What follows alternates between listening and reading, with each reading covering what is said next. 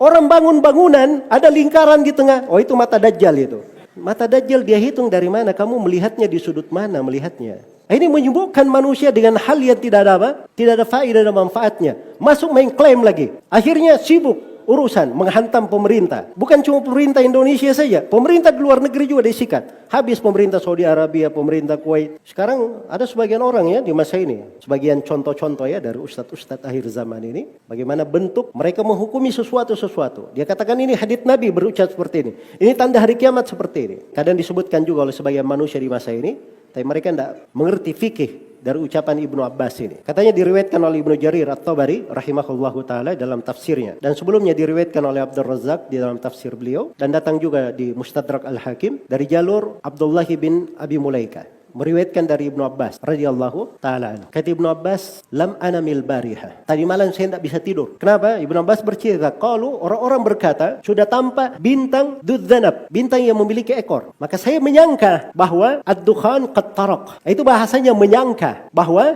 ad-dukhan, asap itu sudah apa? Sudah datang, mulai datang. Maka semalam suntuk sampai pagi saya tidak tidur, kata Ibnu Abbas. Beliau ketika muncul hal tersebut, hal-hal yang seperti itu terjadi pada orang-orang salih. Bukan cuma di masalah hari kiamat saja. Ini datang sebagian manusia, dia ambil petikan-petikan. Sekarang peneliti sudah menyebutkan, ada meteor yang sangat dahsyat, sangat besar, lebih besar dari bumi. Sekarang menuju ke bumi. Ini kalau terjadi, maka dari sini terjadi arah nanti asap segala macam. Analisa tidak ada gunanya. Jelas ya? Untuk apa dipahami seperti itu? Tunggu saja, kalau sudah ada asap di langit, itu sudah terjadi. Kalau dia ingin takut mengingat Allah, baca surah Ad-Dukhan tiap hari. Kamu baca Al-Quran, itu baru benar. Ini dengar penelitiannya dari lembaga ini, penelitian lembaga ini, dan kadang kebanyakan dari mereka orang-orang kafir. Ini kita mau bahas lagi sama mereka. Kalian itu cara menerima berita dari mana sumbernya? Kita itu menerima berita ada dasarnya. Sumber pemberitaan itu tidak boleh diterima kecuali dari orang yang terpercaya. Dan dari syarat orang terpercaya dia adalah seorang muslim. Ini sudah melanggar berbagai ketentuan gara-gara terlalu berambisi menafsirkan kejadian-kejadian apa? Akhir zaman. Yang aneh, bing ajaibnya lagi, kejadian asap-asap yang berada di mana? Di Sumatera, di Kalimantan. Itu sudah tanda. Sampai ada yang meramalkan besok Ramadan ini, hati-hati antum ya. Ramadan tahun depan katanya. Itu dikhawatirkan. Itu sudah keluar dukhan itu. Ini orang-orang tidak ada fikihnya. Kalau dia baca hadits Ibnu Abbas itu tadi, asar Ibnu Abbas itu melihat sesuatu di langit. Karena asap itu tanda hari kiamat terkait dengan langit, tidak ada hubungannya dengan bumi. Mau terbakar hutan di mana-mana, tidak ada kaitannya dengan itu. Karena di dalam Al-Quran memang dikatakan, yauma ta'tis sama'u bidukhanin mubin. Hari tatkala langit mendatangkan asap yang sangat dahsyat. Dikatakan langit yang mendatangkan, bukan bumi, bukan kebakaran hutan. Dipastikan itu. Mendudukkan nas-nas, kejadian-kejadian kalau didudukkan dengan kejadian, boleh saja. Tapi ada ketentuannya. Ada makna yang diinginkan di belakang itu. Jangan menipu orang. Oh saya pengen mengingatkan manusia dengan hari kiamat. Baik, kita berbaik sangka. Kamu ingin kebaikan, mengingatkan orang. Tapi ada hal yang tidak masuk akal. Tanda-tanda hari kiamat dipakai untuk menghantam pemerintah, dipakai untuk menyikat orang tertentu. Tanda-tanda hari kiamat juga dipakai untuk apa? Untuk kepentingan pribadi. Ini juga saya baru tahu juga ini. Jadi yang biasa cerita-cerita akhir zaman ini ternyata dia punya program rahasia. Terlalu banyak cerita tentang akhir zaman ini, makanya banyak orang yang mulai katanya minta supaya dibangunkan kampung akhir zaman. Nah, jadi proyek akhirnya kampung akhir zaman. Sudah ada sebuah tanah di Garut 1900 meter persegi mau dibuat kampung kurma akhir zaman katanya. Tapi hanya terbatas 50 peminat saja. 50 peminat. Ini hal-hal yang nggak bagus ya. Untuk kejadian akhir zaman, dia hendaknya terbatas pada nusus syar'iyah, pada nas-nas syar'i. Kisah-kisah itu mulai dikisahkan di masa fitnah-fitnah. Itu orang mulai masuk ke kisah-kisah. Bukan lagi ayat Al-Quran yang dibaca, bukan lagi hadits Rasulullah yang dibaca. Sudah kisah-kisah yang dia. Karena itu kaidahnya di dalam pembahasan tanda-tanda hari kiamat yang dipegang oleh para as-salaf, oleh para sahabat dan siapa yang mengikuti mereka dengan baik, itu harus bersumber dari nas. Al-istidlal bima la tu'lamu sihhatuhu la yajuzu bil ittifaq. Berdalil dengan sesuatu yang kesahihan, keabsahan sesuatu ini tidak diketahui, itu tidak boleh menurut kesepakatan ulama.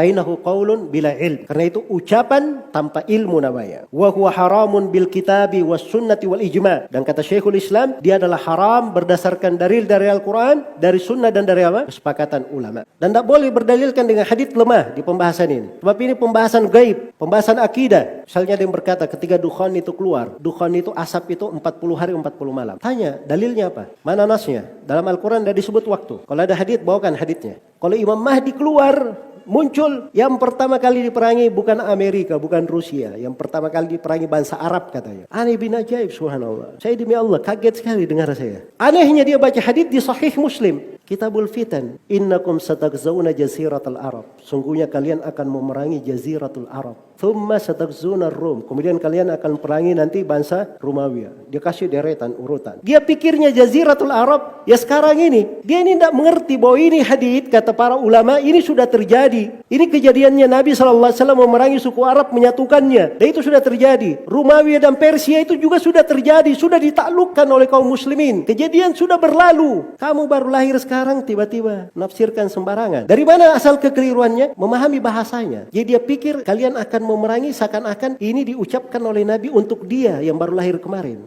Ini ustadz-ustadz akhir zaman ini miskin di dalam bekal ilmu hadits. Baca haditsnya saja tidak tahu dari negeri anta beranta mana dia ditemukan. Kadang dia ambil dari sumber buku. Buku ini bukan rujukan di pembahasan takhrij. Ada yang menafsirkan hadits-hadits tentang memerangi orang-orang yang kecil matanya, pesek hidungnya, mukanya agak lebar. Terus dia tafsirkan. Sudah tahu kan siapa orangnya? Ya, coba. Dan ini dari kejahilannya, kenapa? Dia cuma baca satu riwayat. Coba dia baca riwayat-riwayat yang lain. Di Sahih Muslim saya, di Sahih Muslim itu diterangkan bahwa mereka adalah At-Turk. Orang-orang Turk, kan Turki ya. Orang-orang Turk, tahu Turk. Turki itu sudah terjadi dulu di masa Nabi. Mereka diperangi itu sudah terjadi. Itu kejadian sudah lewat. Ini dianggap kejadian baru akan terjadi. Karena dia tidak paham. Dia tidak baca keterangan-keterangan para ulama terkait dengan apa? Terkait dengan hadits tersebut. Yaktatilu inda kanzikum thalath. Akan berperang. Kanzikum, dia artikan di sini apa? Akan saling gaduh, akan saling ribut, akan saling bercangga, akan saling bertengkar, jatuh menjatuhkan, mungkin mengarah kepada perang. 3 orang putra khalifah, putra raja. Ketika seorang raja, pemimpin Mekah dan Madinah meninggal. Kemudian dia katakan, la yasiru ila wahidin minhum. Tidak satu pun dari mereka bertiga yang benar-benar memimpin Mekah dan Madinah. Ini hadits ya. Sekarang apa yang dia pahami dari hadits ini? Dari tanda akhir zaman. Dia sudah klaim dulu, akan ada raja Arab yang meninggal.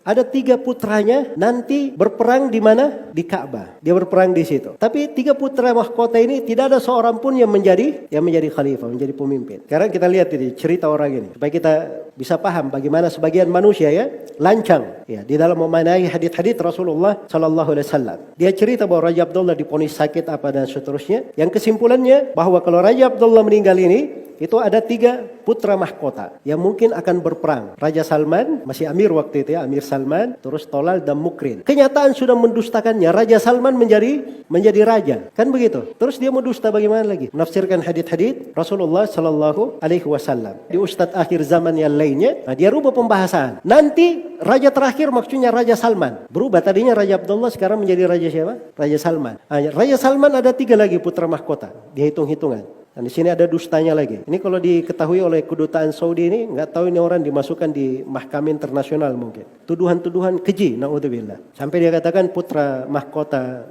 Saudi yang Mukrin bin Abdul Aziz itu katanya dibunuh kecelakaan pesawat untuk sengaja supaya tidak menjadi putra mahkota. Dan itu dusta. Mukrin bin Abdul Aziz sampai sekarang itu masih hidup. Terus dia katakan bahwa ini orang cenderung ke Amerika, pemikirannya bejat dan seterusnya. Ini orang-orang sering menduga sembarangan. Jadi jangan kira dia bisa bercerita seperti itu, semua orang dia bisa kelabui. Ada orang-orang yang tahu hakikat masalah. Karena itu hal-hal yang seperti ini tidak layak. Dia bilang lagi bahwa sekarang umur umat Islam ini sisa 1400 sampai 1500 tahun lagi. Paling fullnya 1500 katanya, baru hari kiamat. Ini kayak perdukunan. Nebak-nebak aja. Dia tidak tahu hadits bahwa Rasulullah SAW bersabda, Allah akan mengutus pada setiap penghujung kepala 100 tahun, seorang yang memperbaharui agama. Dan itu dipastikan salah satu yang memperbaharui agama itu siapa? Imam Mahdi masuk atau tidak? Pasti masuk. Jadi kalau kita katakan Imam Mahdi keluar, itu pasti di awal kepala 100. 1400, 1500. Sekarang kita 1000 berapa? Kalau Imam Mahdinya keluar, itu kan disebutkan lagi umurnya berapa lama dia. Kemudian ketika Nabi Isa keluar disebutkan berapa lama. Dajjal keluar disebut berapa lama. Dan ini sudah terjadi sebelumnya ya, ketika Taliban berkuasa. Ada yang pernah dongeng-dongeng seperti itu juga meramal. Ini Imam Mahdi sebentar lagi keluar ini. Ya. Dan itu tidak terjadi. Ada maksudnya yang bagus misalnya. Mengingatkan orang tentang hari kiamat. Ingin menyadarkan manusia. Melembutkan hati orang dengan menyebut tanda-tanda hari kiamat. Tapi jalannya keliru. Dan sangat keliru. Bersamaan dengan itu. Kalau terjadi orang-orang niatnya baik dan jalannya keliru. Para ulama itu tidak ada yang berhenti terhadapnya. Tidak menerangkan kekeliruannya. Bahkan mereka akan terangkan kekeliruannya. Bukan karena orangnya. Tapi ini masalah agama. Ini agama Allah. Harus diterangkan. Karena itu bertentangan dengan apa? Bertentangan dengan agama.